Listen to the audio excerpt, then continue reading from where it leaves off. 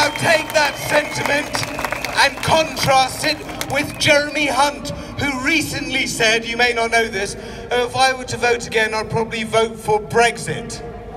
Can you believe this, given the information now coming out? There was a paper in The Lancet just 2 weeks ago showing exactly what Brexit would do to the NHS.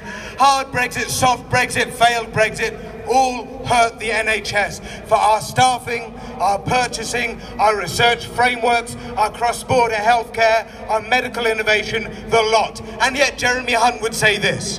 And we have other information about EU nurses leaving already in droves. We have seen a massive fall-off. And yet Jeremy Hunt says this. Why? His explanation is that he thinks that the EU is being somewhat arrogant at the moment.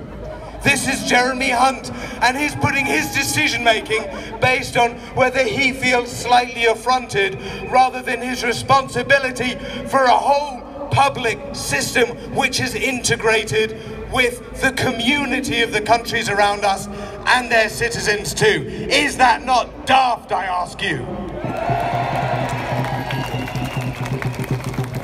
So then let's talk about science, because in science, community is a word again.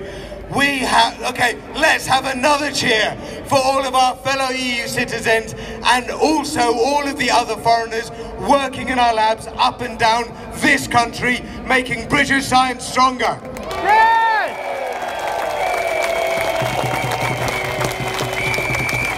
We need to stand up for these people because they are leaving, and for good reason. Who can blame them?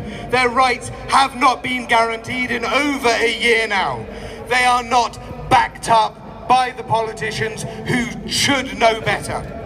And here's some news, here's some new news.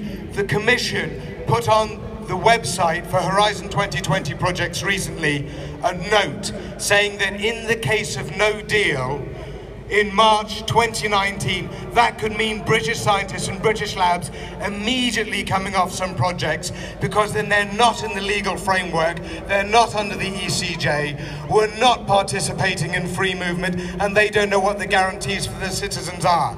That is a real consequence if we come to that stage. But just knowing that starts killing applications now for sure, because we have seen a slow hemorrhage of our collaborations, of investment, of foreigners wanting to work in the UK in science since that day.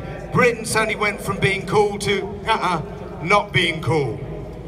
And that hurts us because science is our future. Our universities are our future, not just for our healthcare, not just for new technologies and what they can provide, not just for our environment, but for jobs and employment, billions from universities and what they do with local communities and the jobs going into those local communities from businesses, from new innovations.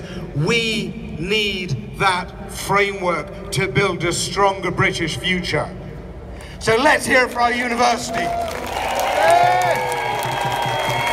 So then what do we do now? What do we do now, people, knowing that all of these communities are under threat, these vital communities are under threat? We build community. Right here, right now, Dorset for Europe, Devon for Europe, Bristol for Europe, Gibraltar for Europe, Bath for Europe. We build all of those communities. We get out leafleting and flyering, recruiting, building that structure so that we can reach more and more people. It's not about the politicians anymore and their top-down messaging. It's what people want in their local environment, and us being able to take those arguments to the people in the pubs, to the people in our families, to our workplaces and to the streets. This is how we build something beautiful, and you are all looking beautiful today. Thank you very much.